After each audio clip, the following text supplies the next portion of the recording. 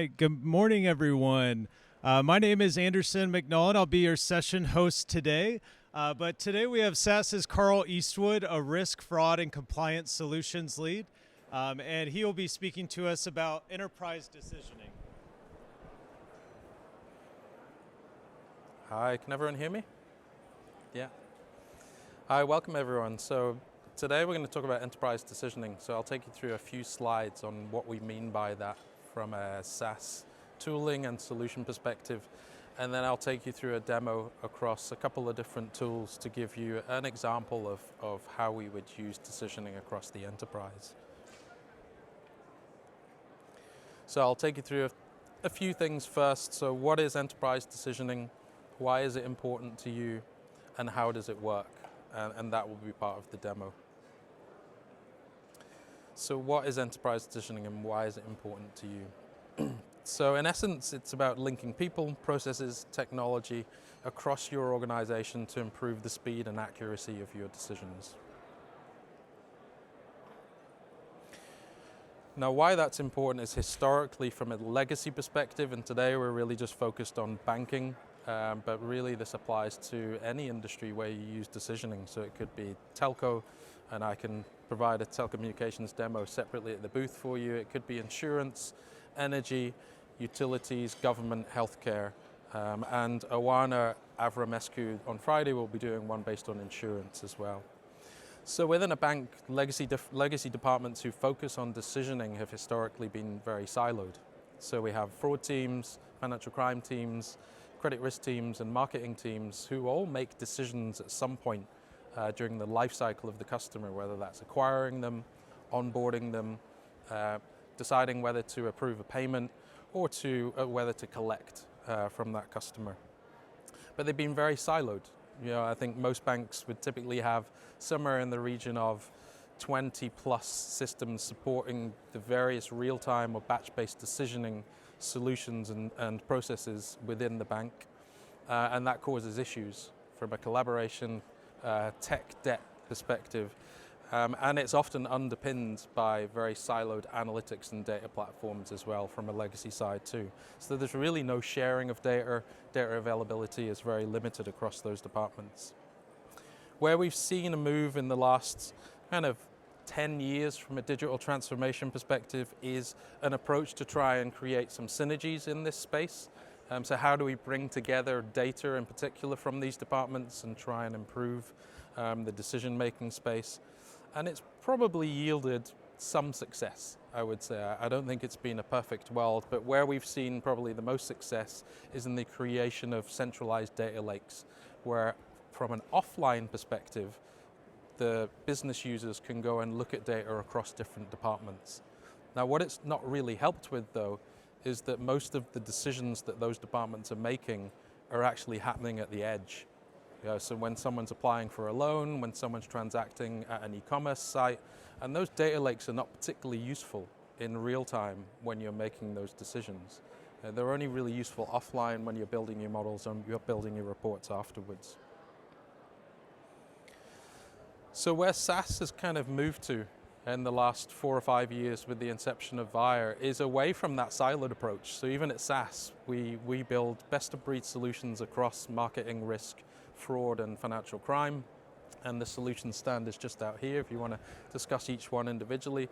But on the 9.4 world, they were actually, for all intents and purposes, very different technologies. There was no overlap in those technologies. There was no synergies. When we deployed them, then they would often be very different platforms. We've taken an approach with Vire to consolidate those technologies. How do we transfer our best of breed solutions that often require slightly different capabilities, but do have a lot of overlap, onto a single platform with a common set of tools, where the decisioning interface can be a common tool where you can collaborate more and obviously share data more during those real-time decisioning processes. So how does it work? So it's all underpinned by the Vire platform. This is probably an analytics lifecycle wheel that you've seen many times before. You'll see it a few times while you're at the event this week as well. But really it is just Vire.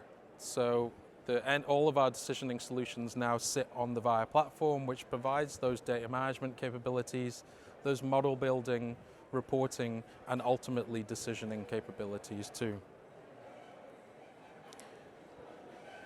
As I've already said, what we have focused on is bringing all of those other solutions from 9.4 that we've had onto this platform using those common set of tools. So whether you're configuring the decisioning interface for application fraud, for marketing analytics, for payments fraud, or for AML transaction monitoring, there's a consistent set of tools there. And there's scalability, right? I think with many of our other competitors, you might have a tool that might only be able to scale to a couple of hundred transactions per second, because that's enough. And then you might need a different tool if you're having to scale to 500 million transactions per day, which is what we do with some of our Chinese banks. In the VIA platform, it is the same engines, no matter what scaling you need and no matter how fast you need those response times. And that's just a huge value proposition when it comes to an infrastructure and architecture perspective.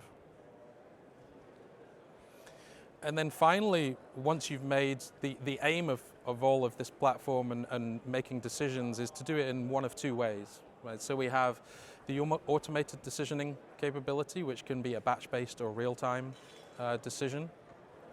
And that is configured through one particular user interface, which I'll show you today. And then where an automated decision cannot be made, i.e. we need to investigate something or check something or follow up with a customer, then we have our operational decisioning user interface where your operations teams can use to finalize that process and decision.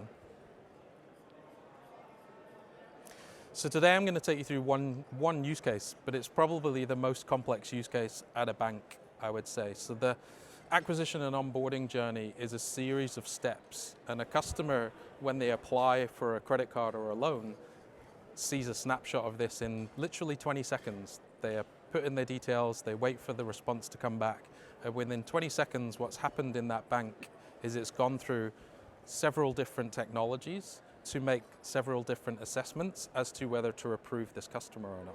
So there's a credit risk assessment, there's a financial crime assessment, there's a fraud assessment, there's an identity check. And often these are happening across many different technologies that are not talking to each other in any way and are not sharing data, and often require different languages or different skill sets to configure them. What we'll show you today is how you can do all of that in a single user interface and manage that in a very governed way and collaborate with those across different silos and with different teams. Sorry, I won't take you to the recording. I'll now switch to the demonstration. So here what we have on screen is VIA, but there's intelligent decisioning for those of you who know it or don't know it. So some of you in here may have used or currently used intelligent decisioning in your processes already. Some of you may also use it for that credit origination purpose as well. Others, this will be a new capability to you, but in reality it is just one of part of the many different options that are available to you in the VIA platform if you license intelligent decisioning. It is an extra add-on. So this option here is the build decisions option, and this is where you would go to effectively automate processes for batch and real-time based decisions. It integrates seamlessly with the rest of the platform, so any models that I build within Model Studio become available for me to deploy at a click of a button within intelligent decisioning. And then any decisions that are being made in batch or real time are automatically monitored within Model Manager because that feedback loop is all within the same platform. So as I showed you on the slides before, this decision flow is actually just a perfect replication of the slide customer journey that I showed before. It is that onboarding journey where it goes through several decisioning steps. So on screen here we have 4 different turquoise boxes that represent some of those steps that we went through in the slide. Identity verification, credit risk assessment, application fraud, and KYC checks. And today I'll take you through 3 of those subflows, so they are actually nested decision flows.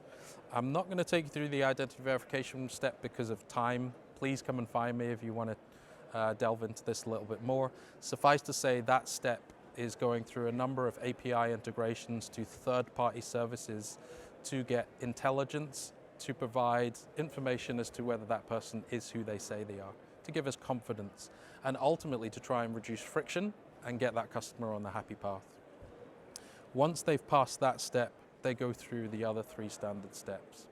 Now, just to take a step back from here a minute, what intelligent decisioning is doing is it's either taking an inbound API call, JSON payload, and triggering it through this particular decision flow, or if it's a batch-based decision process, it's just taking a table that's been ETL'd to it, or we can go and directly access that table and push the whole table through it. It could be 5,000 events, 10,000 events, 20 million events, whatever that might be.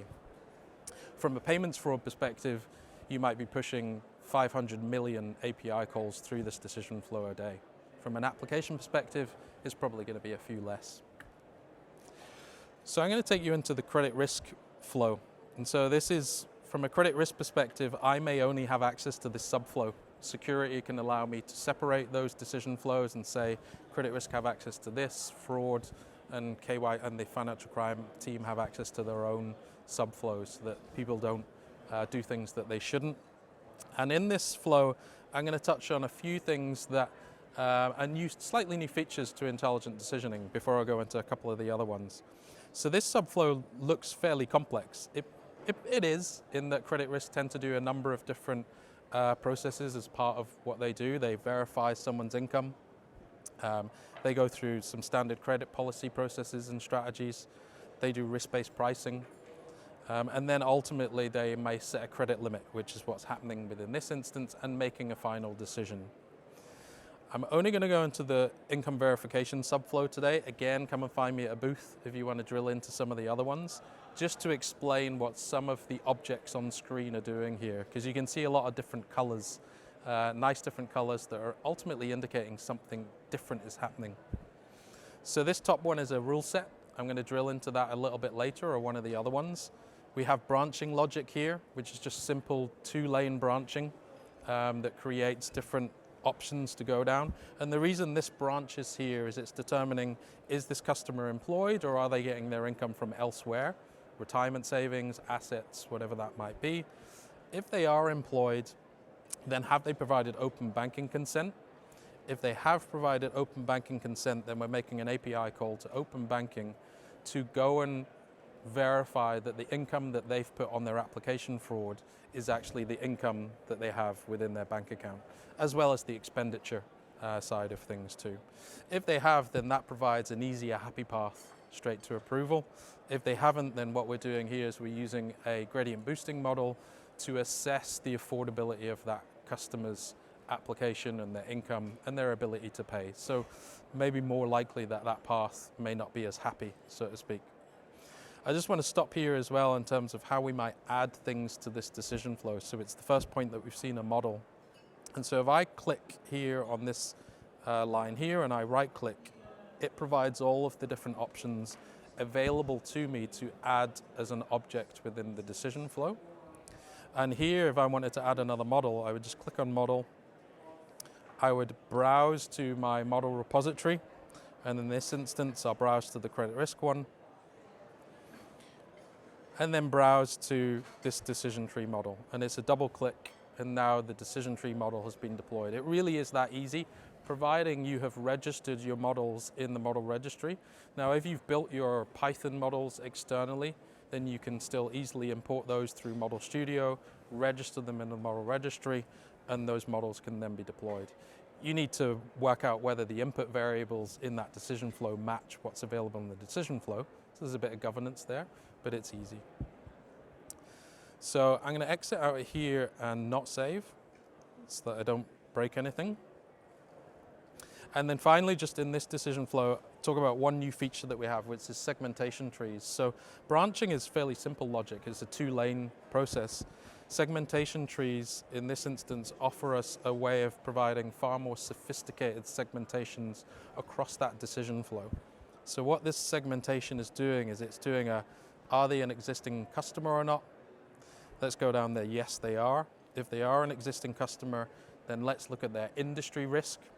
And if their industry risk is high, medium, and low. Then we use employment status to then ultimately determine what segment they go into from a limits management perspective.